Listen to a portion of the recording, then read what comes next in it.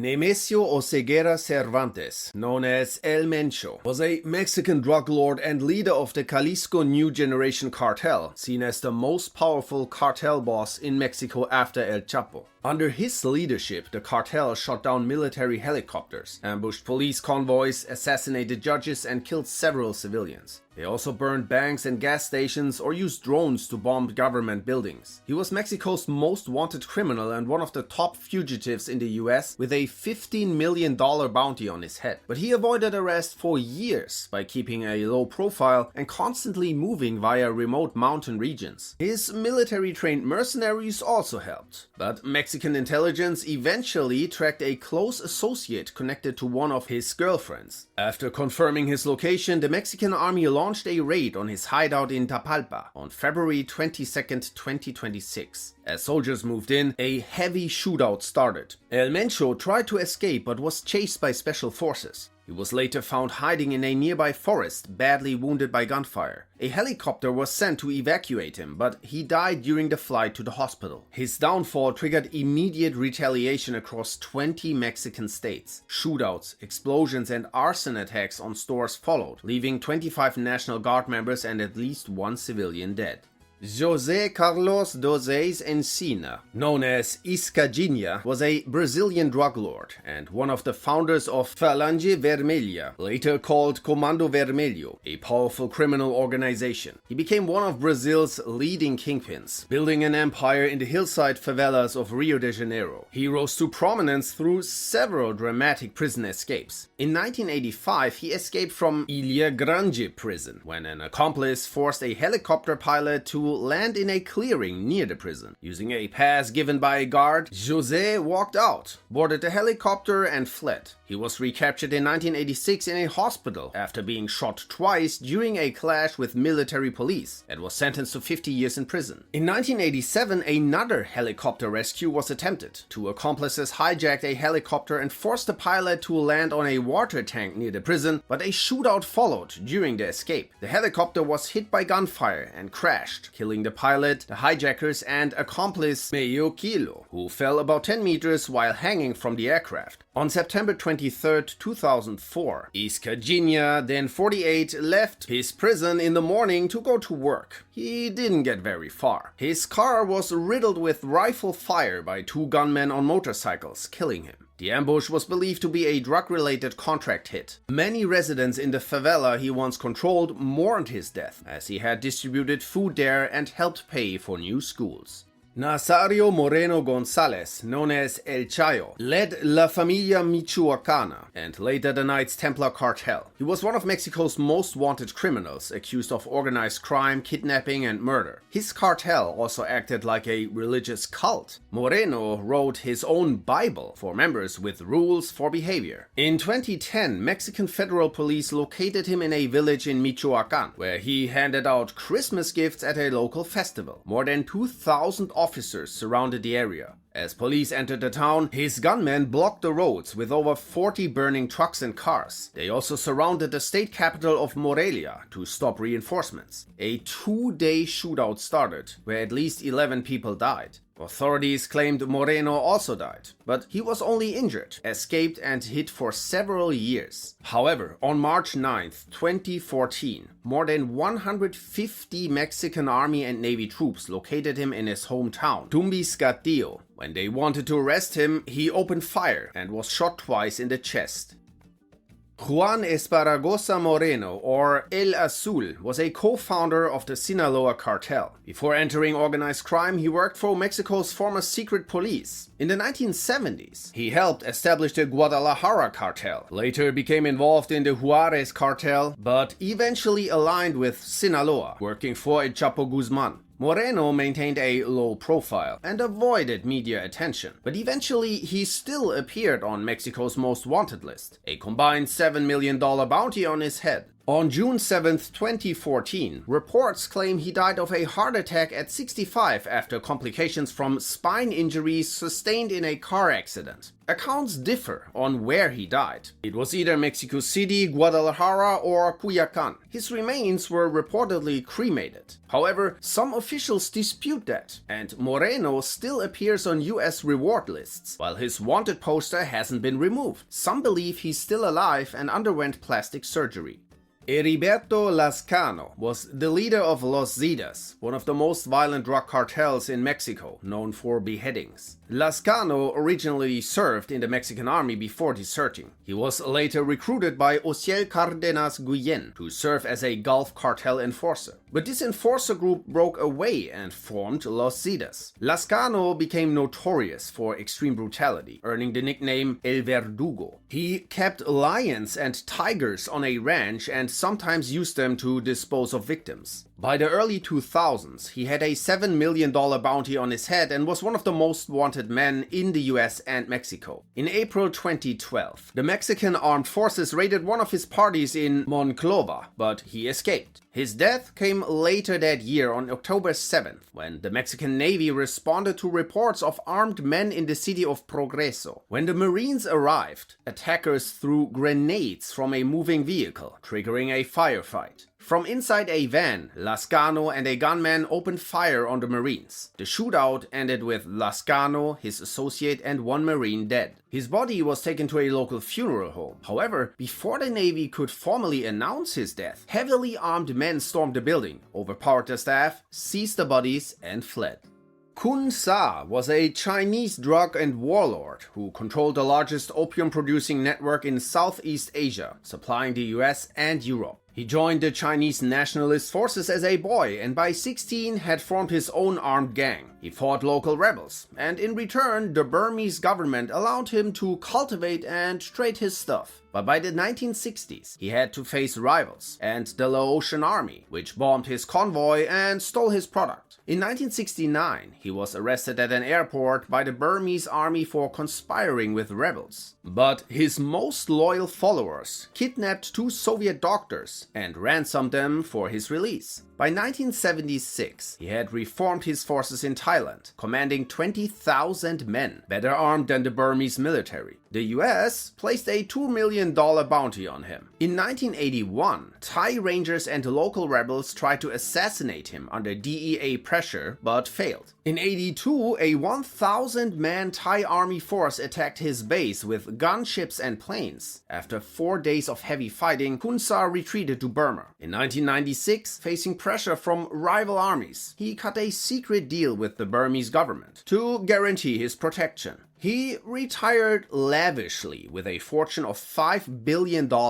and died on October 26, 2007 in Myanmar at 73 from complications of diabetes, high blood pressure, heart disease, and smoking. Gilberto Rodríguez Orejuela was a Colombian drug lord and leader of the Cali cartel, known as the chess player for his calculated strategy. In 1984, he expanded the cartel's operations into Europe and formed ties with Italy's Camorra Mafia. He was arrested in Spain and returned to Colombia but was cleared of all charges. But after the fall of Pablo Escobar, authorities focused on the Cali cartel. In 1985, Orejuela was captured in Cali during a police raid while hiding in a secret compartment behind a TV in his luxury apartment. He paid his way out but was arrested again in 2003 and led cartel activities from prison. In 2004, he and his brother were extradited to the US and sentenced to 30 years, agreeing to give up $2 billion in assets in a plea deal. He died of cancer on May 31, 2022, aged 83 in a medical prison in North Carolina.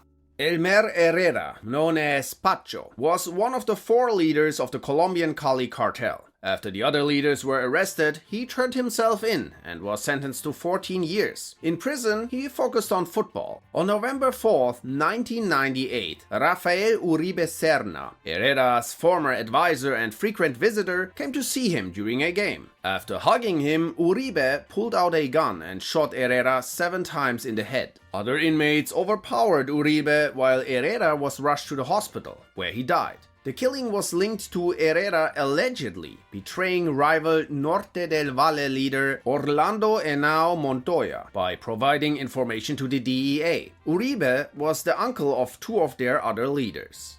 Orlando Henao Montoya. As pressure increased on the Cali cartel, Henao, still working there, took several mid-level commanders and formed the Norte del Valle cartel. At its peak, it was believed to be the most powerful cartel in Colombia, enforcing its goals by paying violent paramilitary groups. The Orejuela brothers described him as more bloodthirsty than Pablo Escobar. He ordered the assassination of Cali leader José Santa Cruz Londoño and other members, including the hit on Pacho Herrera in prison. But eventually the DEA and Colombian authorities had enough. After his associates Chupeta, El Químico, and Cuchilla surrendered, Henao also turned himself in. He only got 3 years. Unlucky for him, he ended up in the same prison as José Manuel Herrera Moncada, Pacho's half-brother. Seeking revenge for Pacho's death, Moncada smuggled 2 guns in. Although Henao denied involvement and claimed he could reveal the real killer, Moncada shot him in November 1998. His death split the cartel into 2 rival factions, triggering brutal gang warfare that killed more than 1,000 people between 2003 and 4.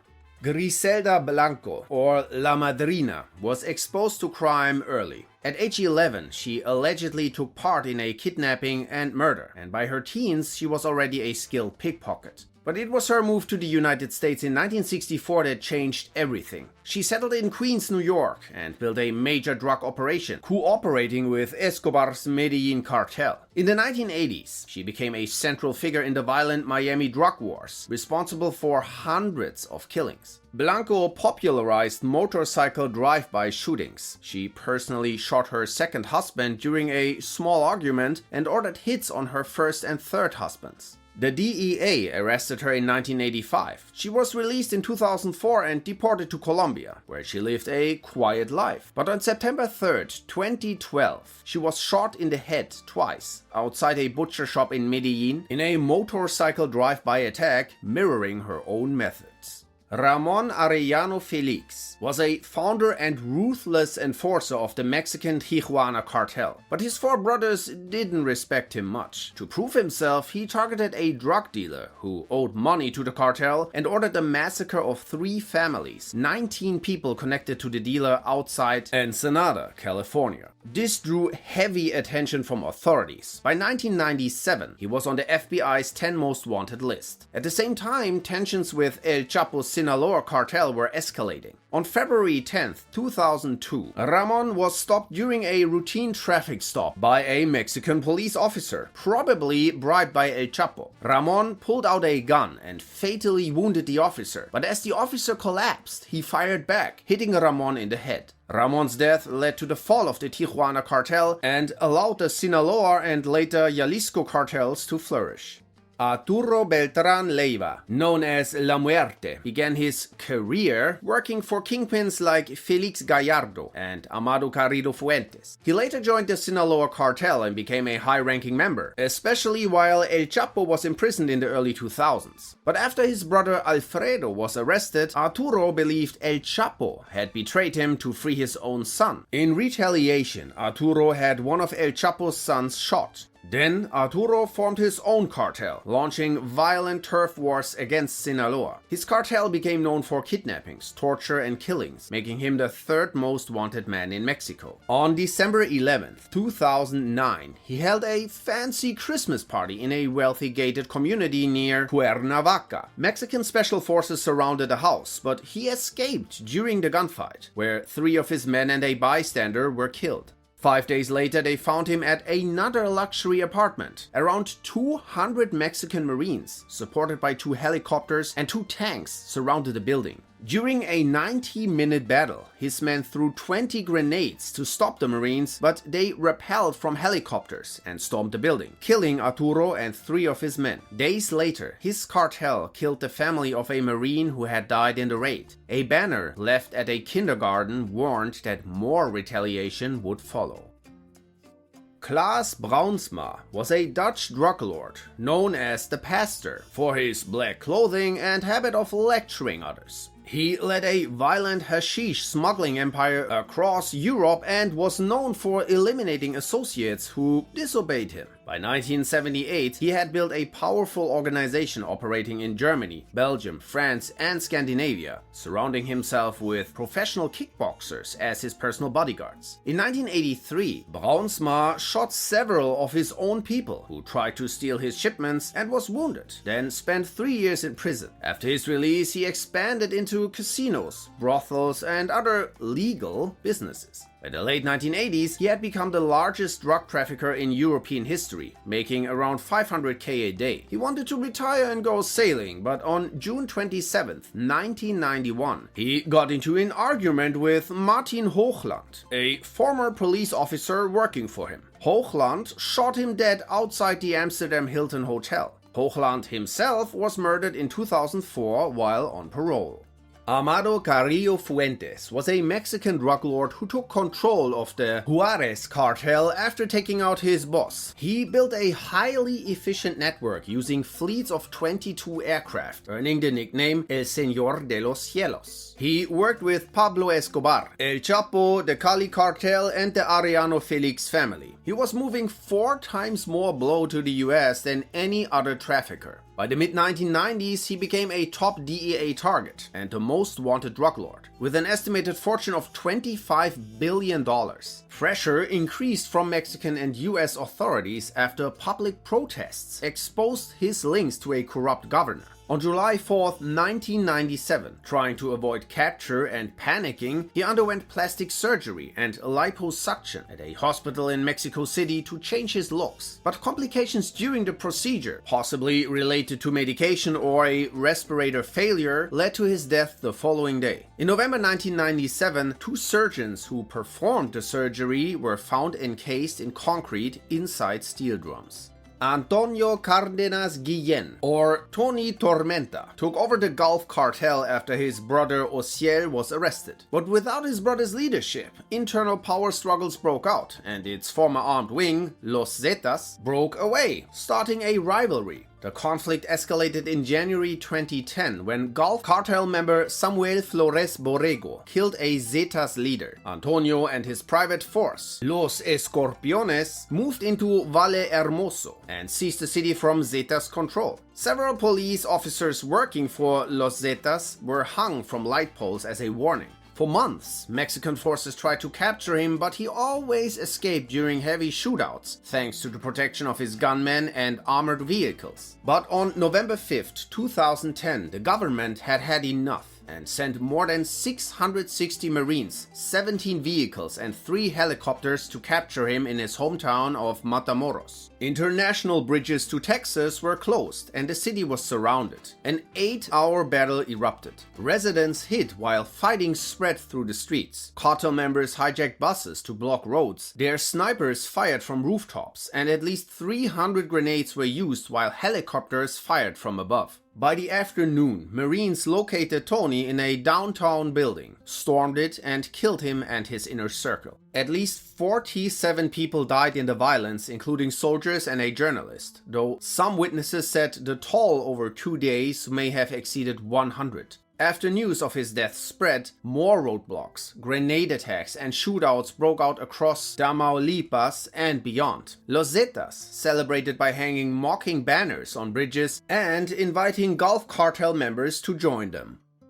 Gonzalo Rodríguez Gacha, or El Mexicano, was one of the main leaders of the Medellin cartel alongside Pablo Escobar and the Ochoa brothers, overseeing its military operations. At the height of his power, he was one of the world's most successful pushers, flooding the US with white powder. The DEA placed him on a most wanted list in 1989, but he didn't care. He had his former boss, emerald magnate Gilberto Molina, and 16 others killed at a party, and later ordered the murder of his former associate Veronica Rivera. He was then involved in the assassination of Patriotic Union leader Leal and presidential candidate Galan. In response to all this, President Barco launched a major offensive. The Medellin cartel responded by declaring war on the government, leading to frequent bombings and hundreds of deaths. Despite this, Escobar and Gacha stayed ahead of authorities for months. But Gacha had made too many enemies. Eventually, the Colombian government, the Cali cartel, Cartel, the FARC and the DEA all collaborated to bring him down. His organization was infiltrated, and his location was revealed by a Cali Cartel informant. When police arrived in Cartagena, he escaped by motorboat, but the same informant was on board and kept passing information.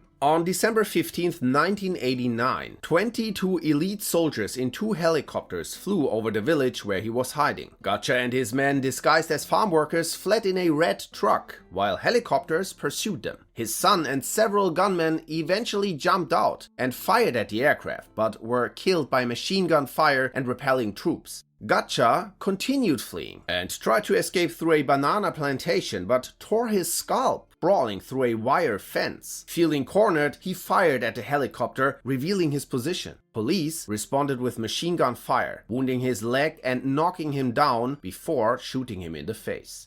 Brandon Kalicharan was a South African drug lord who rose from a street dealer to what some called Africa's Escobar. He ran a wholesale drug empire in the Chatsworth Township in KwaZulu-Natal and controlled distribution networks across South Africa. He first worked for Calvin Kelly Naidoo, leader of the violent 11th Street Gang. When Naidoo was killed in a drive-by shooting by the rival Dre Boys gang in 2008, Kalicharan took over. A gang war followed between the 11th Street Gang and the Dre Boys from 2008 to 11, marked by drive-by shootings, retaliation attacks, and many deaths. Brandon lived a lavish lifestyle and flaunted his wealth on social media. He felt untouchable. But that was his downfall, because over the years he has made many enemies. On March 21st, 2023, Kalicharan, his wife Jeconiah, and their 9-year-old daughter were driving in an industrial area of Durban when gunmen pulled alongside their car and opened fire from both sides. More than 50 high-caliber rounds hit the vehicle. Kalicharan and his wife died at the scene, and their daughter later died in the hospital. The aftermath was bloody. More drive-by shootings turned parts of the city into a war zone. Ignacio Coronel Villarreal, known as the King of Crystal, was one of the founders of the Sinaloa cartel, working closely with Joaquin El Chapo Guzman. Before that, he worked for Amado Carrillo Fuentes, but after his death, he became loyal to the Sinaloa cartel. By the early 2000s, the US and Mexico had arrest warrants for him, and a $5 million bounty was on his head. He kept a low profile, but in April 2010, gunmen from the rival Los Zetas cartel kidnapped and murdered his 16-year-old son. Coronel retaliated by sending more than 100 gunmen to kill 14 people. On July 29, 2010, Mexican soldiers raided one of his safe houses in an upscale neighborhood of Guadalajara. Coronel opened fire and tried to escape, killing one soldier and wounding another before being shot in the head. Juan Raul Garza was an American drug kingpin who ran a large marijuana smuggling operation between Mexico and the US using a fleet of airplanes for transport. But after some shipments were seized by police, Garza suspected that some of his workers were snitches. His growing distrust led him to order or personally carry out several hits, but that only drew more attention. Law enforcement slowly closed in by tapping his phone and tailing him. In 1992, the US Customs Service launched a big operation against his organization. Most of his associates were arrested, but Garza escaped to Mexico. In November 1992, after running low on money, he contacted an associate to arrange another deal. Unlucky for him, this guy had become an informant, and the call was recorded. Authorities traced the call, Garza was arrested and handed over to the US. He was convicted on multiple drug trafficking charges and 8 murders. On June 19, 2001, Garza was executed by lethal injection. His last words were an apology for the pain he caused, asking for forgiveness before he sighed and died 5 minutes later. Gustavo Gaviria was Pablo Escobar's cousin and right-hand man, serving as the financial mastermind of the Medellin cartel. He controlled its international smuggling routes and laundered billions. He had wealth comparable to Pablo and even his armed forces, but kept a low profile. However, by the early 1990s, the Medellin cartel was in open war with the Colombian government. During the crackdown, the National Police's search block forces tracked Gustavo to a house in the upscale Laureles neighborhood of Medellin. Police said he was killed during a shootout, but Pablo claimed he had been captured, tortured, and executed after refusing to snitch on him, and that the incident was covered up to avoid retaliation. Gustavo's death deeply affected Escobar. Afterward, he decided to surrender to authorities, but only under his terms, staying in his self-built prison, La Catedral, guarded by his own men. Pablo Escobar. By 1993, El Patron had been on the run for 16 months after escaping his self-built luxury prison, hunted by Colombian forces, the US government, and rival cartels. Linked to the bombing of Avianca Flight 203 that killed 107 innocent people, the bombing of the DAS building in Bogota, and many assassinations, he was one of the world's most wanted criminals. But he was running out of safe houses and henchmen. Los Pepes, an anti-Escobar group backed by the Cali cartel, was busy dismantling these. On December 2nd, 1993, Colombian special forces traced his location after he made a phone call to his family, using US-provided technology. He was hiding in a small house in a Medellin neighborhood. When police stormed the building, Escobar tried to escape across the rooftops with his bodyguard, leading to a gunfight. Bullets hit his torso and feet, and a final shot struck his head, killing him. Some believe police fired the fatal shot. Others say Escobar did. The Medellin cartel quickly fragmented, and Cali took over. Over 25,000 people attended his funeral.